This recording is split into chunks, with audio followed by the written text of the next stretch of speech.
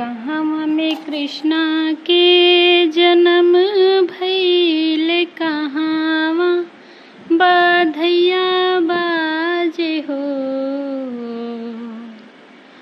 कहवा में कृष्णा के जन्म भइल, कहवा बधइया बाजे हो। ए ललना कहवा में उठेला महलिया, त हीरा मोती उपजेला हो।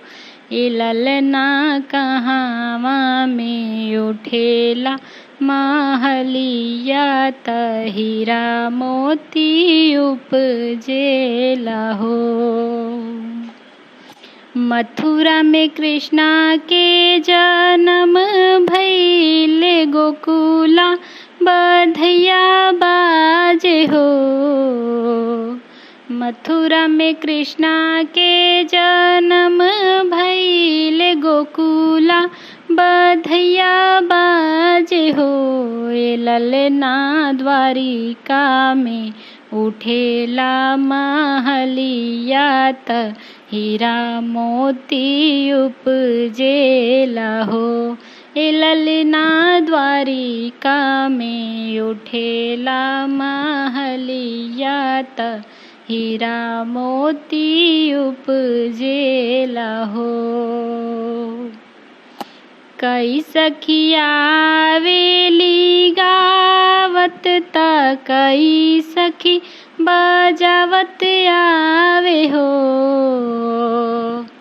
कई सखिया आवेली गावत, त कई सखी बजावत आवे हो। ए ललना कई सखी थाली में कपूर बाती, आरती उतारेली हो। ए ललना कई सखी थाली में कपूर बाती, आरती उतारेली हो। सात सखिया आवेली गावत, त सोरहो बजावत आवे हो।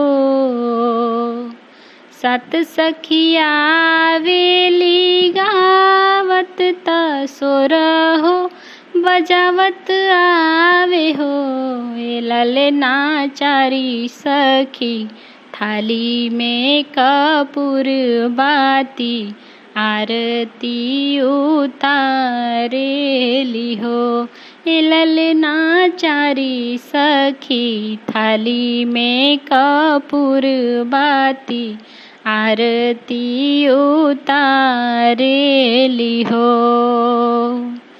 कहवा में कृष्णा के जन्म भइल, कहवा बधइया बाजे हो। ए ललना कहवा में उठेला महलिया, त हीरा मोती उपजेला हो। ए ललना कहवा में उठेला महलिया, त हीरा मोती उपजेला हो।